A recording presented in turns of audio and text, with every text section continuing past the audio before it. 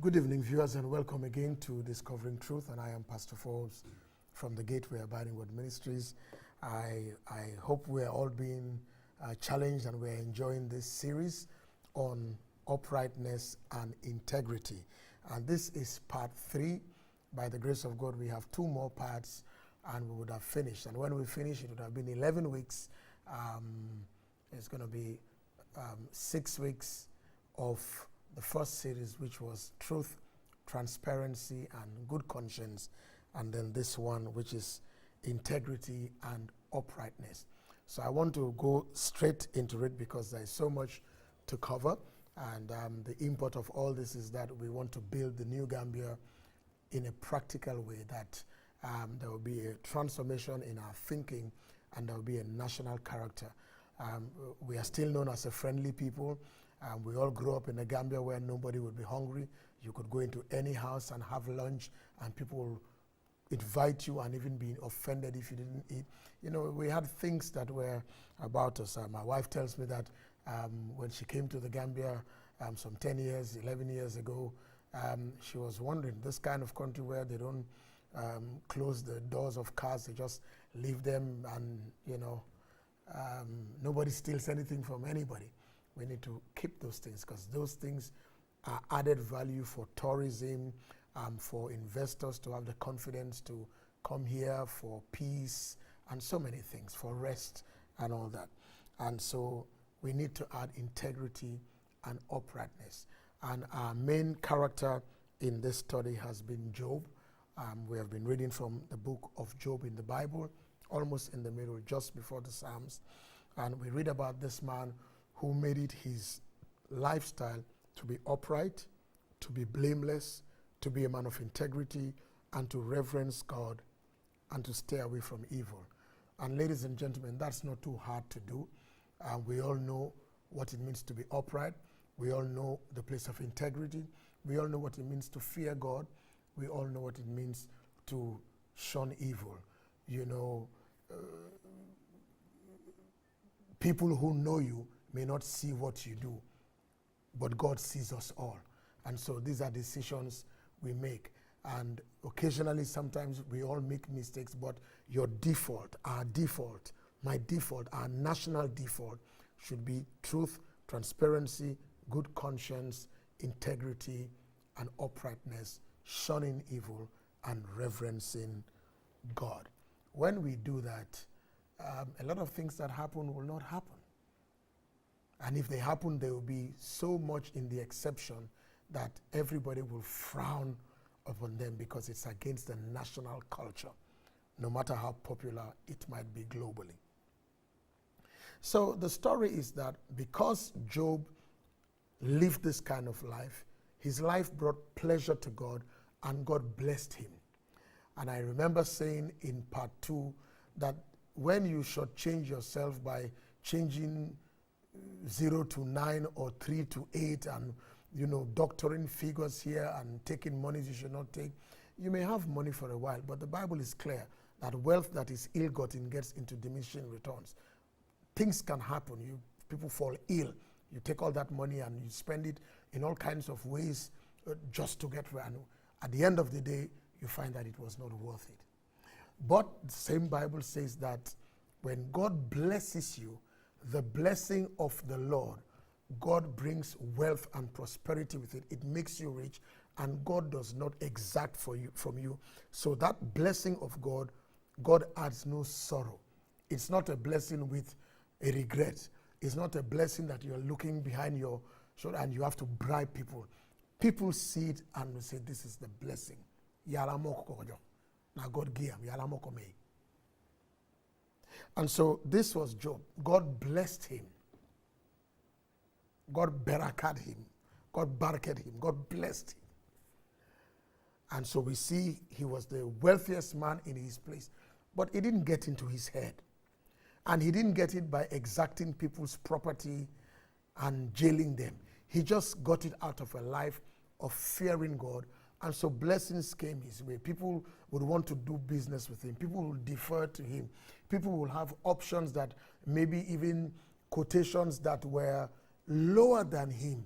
but people just loved to work with him because it was the totality of his character, his sense of fair-mindedness, the way he treated his staff, the way he operated his business, the way he ran his family, his non-negotiable deference to God, his philanthropy, and everybody wanted to be like Job. And then, as we all know, sometimes when you are smiling, people are angry. When you are celebrating, some people are bitter, and then they plan to bring you down. They want to make sure you look as bad as they are, because maybe they also had that opportunity that you have, but they blew it in one day because they did not understand that you have to wait on the longer term. You cannot sacrifice the long term on the altar of the now and today. You have to wait and be patient. You know, there is nowhere that says you must necessarily eat 3 times a day, but because you have a project in mind, you can reduce the 3 to twice a day and be saving the meal of the one day, and people are laughing at you, you know, but later suddenly they see your house and they see your car and they like wonder, wow, and then people say, oh, it's a crook, it's drug money. Sometimes it's not that. It's just a blessing of God. And you look healthy and you look young. And people are wondering, wow, what's her secret? What's the secret? I mean, why? Wherever you go, it's a blessing. And so Satan came before God, and God told him, Satan, you are going around the earth. Have you noticed this man on the earth that there is none like him? And last week we said that it will be so sweet for God to say that about our nation, about our families, about the individuals, that there is no one like them. They are upright. They are blameless. They shun evil. They are fair-minded. They reverence God. They just don't talk it. It's not religiosity. It's relationship. God knows them. They know God. They just don't know about him. They have a relationship with him. And Satan said, yes, it's true, because I've tried him. We've tried to bribe him. We've tried to bribe his wife. We've put millions before him. We've tried to get his chef to poison him. We've tried many things, but we haven't succeeded. I've tried the power of the marabout. I've tried local fetishes. I've tried many things to destroy her. I've rubbed powder on her door handle. I've put things under his carpet. I've made things to confuse him. But I have failed, and I have concluded, God, is because you have protected him.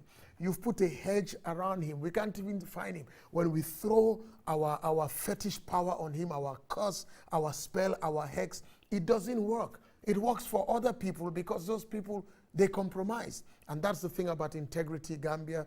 That's the thing about uprightness. You know, when we started in the series on truth, one of the first scriptures I quoted was when Jesus Christ, our Lord and Savior, said, the prince of this world is coming and he has nothing in me. You know, if you are trying to fight the devil and his property is with you, he's going to tell you, give me my property. If you want to try and talk firm, but everybody knows that, no, you are undermining the money there, undermining morality there, that you talk too much, you gossip, and then, no, it's not going to work. And Satan said, I have noticed his wealth. The man is wealthy. His household is blessed. Everything he touches prospered. And you have so blessed him that his possessions keep increasing. And God said, yes. You know why, Satan? Because he's upright, because he's blameless, because he shuns evil, and because he fears me. That's the recipe. Young people, that's the recipe. Young woman, it's not a boyfriend. It's not the sugar pie. It's not the Nijai Sukur. It's not that man. Until you get your man, just keep that one. No. It's not also dealing with the accountants and the procurement managers and having all these syndicates around and working locally and globally and all that. No. It's just uprightness, integrity. It is shunning evil, and it is fearing God. As unpopular as it may sound, it pays. People don't have to put a percentage on what you say. They call you Mr. Clean. You know, there are people who sometimes when they want to, I remember when I was a student in university, whenever there was a voting for the student union elections, they would always leave the post of financial secretary to a born-again Christian. And they will say, give it to see you, give it to see you. They won't chop our money. That is called integrity. They wouldn't mind all other things. Director of socials, they say, oh, don't give it to him. He will make us pray all the time. But when it comes to the money, people love their money. Give it to this man. He's as straight as a pin. Her nose is clean. The accounts will be straight. You know, there are people in the Bible, when they were building the temple, it says there were a group of people that they didn't even need to bring accountability their way, because each of them dealt above board. So is it possible? Yes.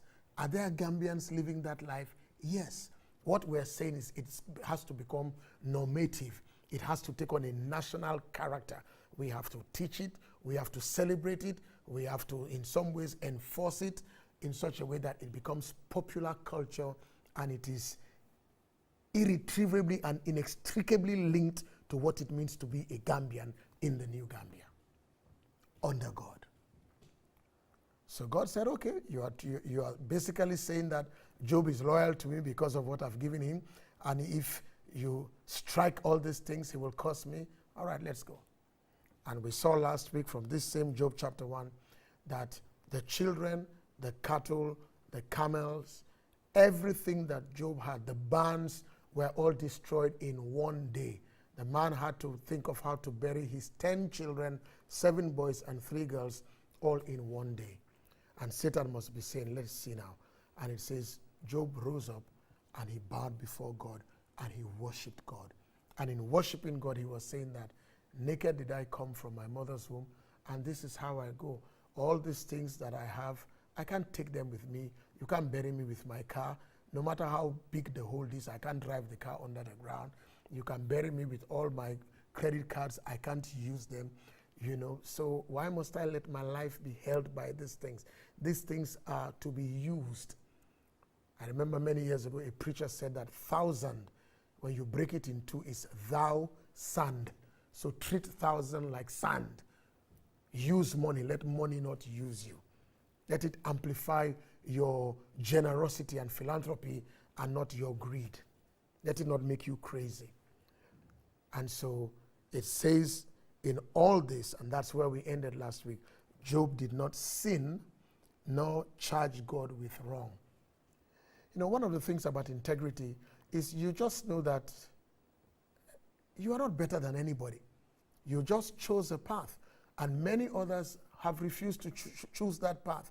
And because people refuse to choose that path, you become the one that they ostracize. You become the one that they talk about. You become the one they don't want to invite. And they become envious about you, because the more they talk about you, the more the blessing of God comes upon you and the peace of God comes upon you. And where people think you are going to fail, you are prospering. Where they are desiring and scheming and sometimes praying and wishing with an evil eye upon you that things will go down, you are going better. And it doesn't make sense that this small country, why will it attract so many people, high people? Why must it have the human rights building in this country? That is the kinds of things that we need as our country. And so Satan came back before God, and God said to him, Satan, so you told me that if you take all his property from him, he will curse me to my face. You now see that his commitment and his loyalty to me is not because of the things, because, ladies and gentlemen, can I say this? He had the loyalty and he chose that path before the things came. And that's why it's dangerous when the things come and you have not built the character of truth, transparency, good conscience, integrity, and uprightness. The thing will make you look funny. Must I tell you? It's all over our country for us to see. It's all over the world. Do you remember the woman that had 3,000 pairs of shoes, yet she had 1 pair of feet? How many days are there in a year? 365, 366 every 4 years. So she had shoes for almost 10 years. And many other things about it's the level of an ostentatious lifestyle is shocking. But you see, if you've not grown in that character of integrity and uprightness and good conscience and truth and transparency and humility, it makes you look crazy. So Satan's defense was, no. It's because I have not touched his skin. Because everything a person has, they will give for their life. So permit me to strike his body. When I strike his body, you know that all man is man. Job will curse you to your face and he will die. God said, okay. And so Satan went and struck Job with boils. Now we all know, if you've had a boil before, boils sometimes show up in the places you don't want them to show up. Boils in your groin, boils under your armpit, sometimes little pimples in your nostrils, you can't blow your nose. Boils are dangerous. And he had them all over his body. And he began to scrape his body and bleed. And his wife came to him and she made this statement. With all that is happening to you, she said to him in Job chapter 2 verse 9, do you still hold fast to your integrity? And the answer is yes. Because I didn't buy it from the supermarket. I didn't get it free. I worked for it. I deliberately, carefully, determinedly, intentionally crafted this lifestyle. I learned to say no. I learned to say it is enough. I learned to say I cannot. I learned to say I am sorry. I learned to say it's not my style. I learned to say no, I'm not going to doctor my CV. I learned to say no, I'm not going to join you people to lie against that man, lie against that woman. I'm not going to go to court and tell an untruth and scheme and drop anonymous letters in people's mail, but I'm not going to do that. So I've crafted that, and I paid the price while I did it. I was shunned.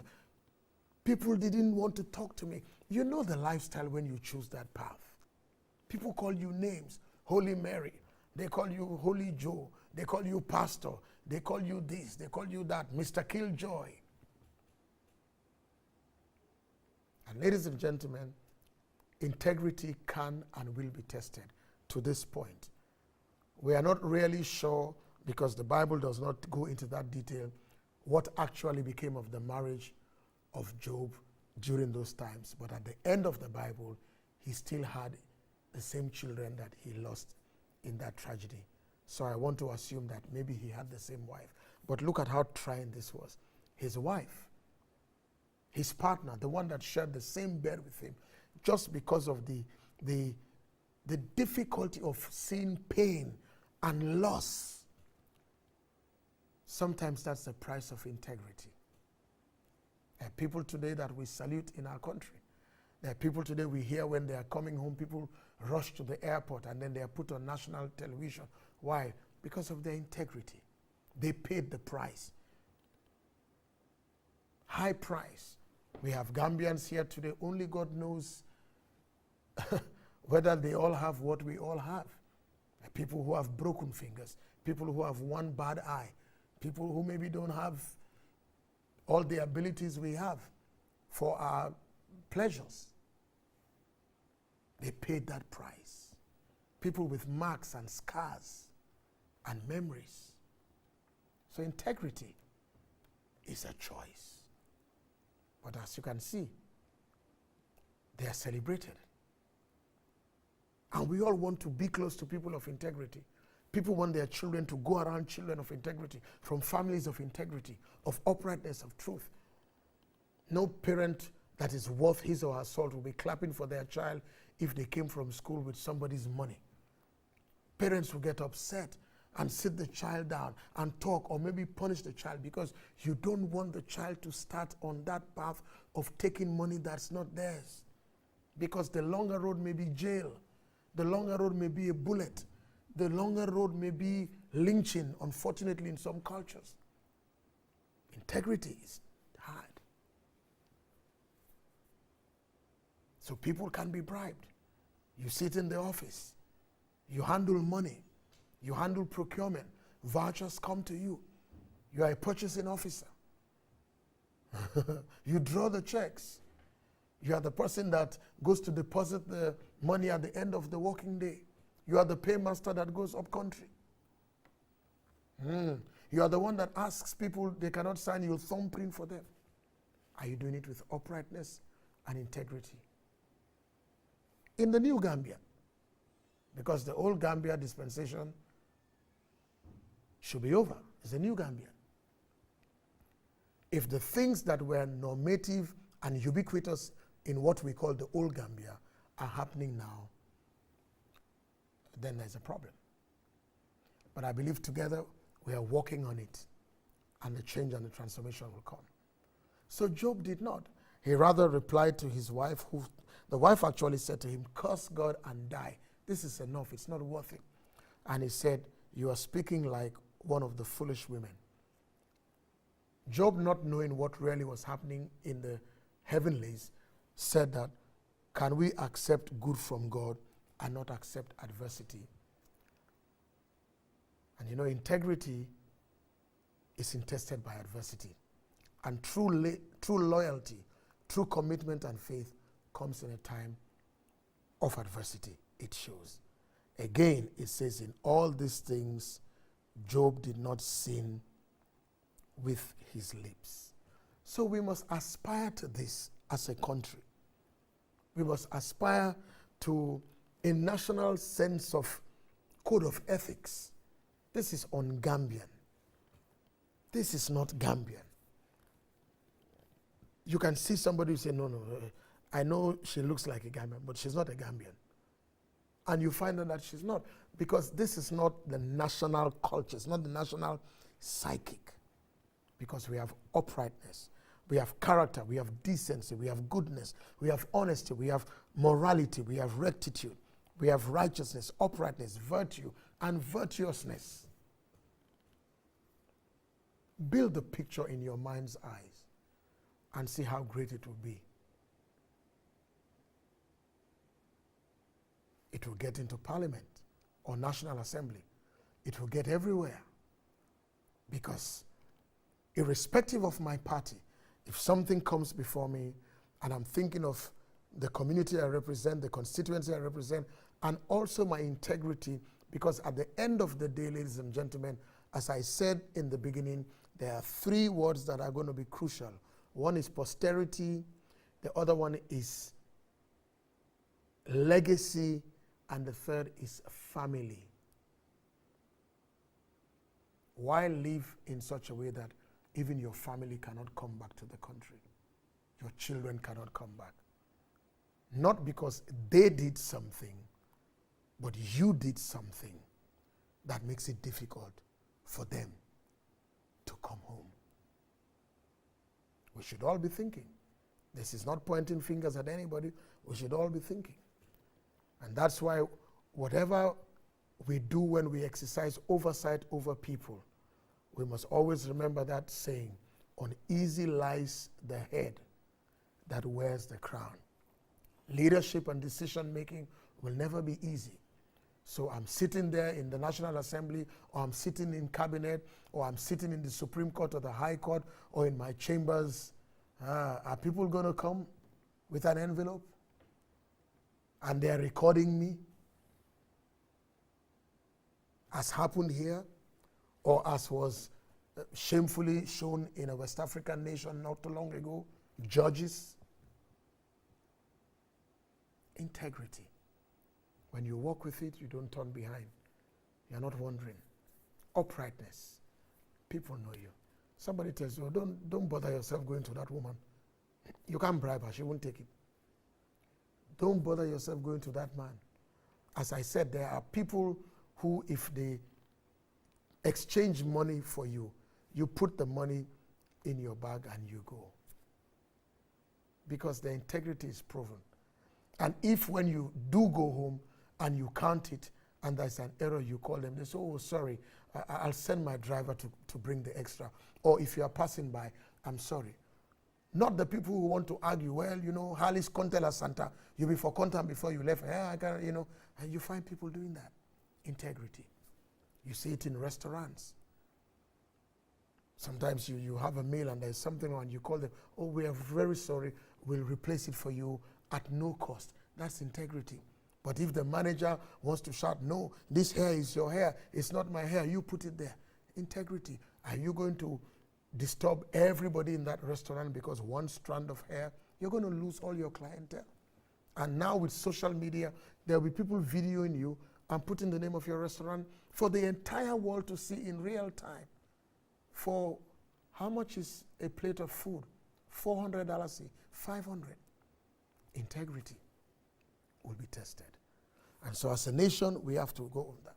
So that our word of honor is our word of bond, especially when the challenges come. As my time comes to an end, let me ask this one question. Why is it that, especially in our continent, politically, when one party loses an election, they feel very nervous? They start shouting foul. We are being hunted down. They are not treating us well. Right across the continent. Why? Could it be that when you sat on the chair, you were doing things, forgetting that one day, what you are doing, you may have to swallow it yourself. That medicine you are dishing out, you may have to take it. So in a sense of integrity and national uprightness, if I understand that I am a servant leader, we are operating a representative democracy. I am not the pastor of Abiding Word because I'm the best preacher. You are not the head of a school or a minister of state or high court judge or an imam or because you are the best. But it's just either by voting or by nomination or by chance or by luck or by the mercy of God, you are there. So you do your best and live it in such a way that somebody else can just honor you and still talk about you. Billy Graham died in February. Mrs. Bush Sr. died not too long ago. All the former presidents were there and they were not fighting against each other. Think about that. So that even when you hand the baton as an MD, as a head teacher, as a pastor, as an imam, as a president, as anybody, you don't go into hiding because you don't want what you did to come out. Let's think that way for national uprightness, national integrity, and national truth. Until I come your way next week by the grace of God for the final part, this is Pastor Forbes saying have a good evening. God bless us all and good night.